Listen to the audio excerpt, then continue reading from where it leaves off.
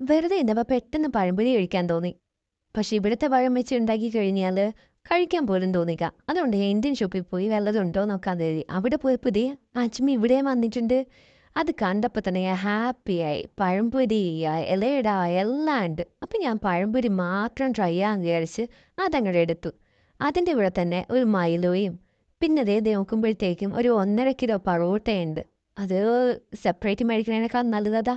അതും എടുത്ത് അജ്മീയുടെ നമ്മുടെ പുട്ടുപൊടിയും എല്ലാം കൂടി എടുത്ത് ഞാനങ്ങ് ഇറങ്ങാൻ നോക്കിയപ്പോൾ മീൻ മേടിക്കാൻ കരുതി. ഈ മീനിനൊക്കെ എന്താ വിലയെന്നറിയോ?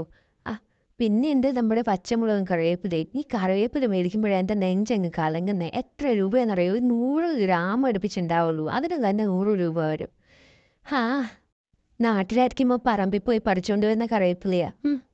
അതുമല്ല ഏറ്റവും വെറൈറ്റി. ഇത് ഇന്ത്യൻ ഷോപ്പിലല്ല, അഞ്ചാണ്ട് കടയിൽ കണ്ടതോ നമ്മുടെ ഈ ചക്കവറ്റൽ പോലത്തെ സാധനത്തിന് 1 കിലോ 6000 രൂപയായി. ആ റേറ്റ് കണ്ടപ്പോൾ തന്നെ ഞാൻ വിചാരിച്ചു ഇനി നാട്ടിൽ പോയിട്ട് കഴിച്ചാൽ മതി. അത്രയും കൊതിയൊന്നുമില്ല ചക്കവറ്റൽ കഴിക്കാനായിട്ട്. അതുകൊണ്ട് എന്തായാലും പഴംപൊരിയും ബാക്കിയുള്ള ഐറ്റംസും വെച്ചിട്ട് എൻ്റെ കൊതിയൊക്കെ ഇവിടെ തീർക്കാമെന്ന് ഞാൻ കരുതി. അപ്പോൾ ശരി, ടാറ്റാ, ബൈ.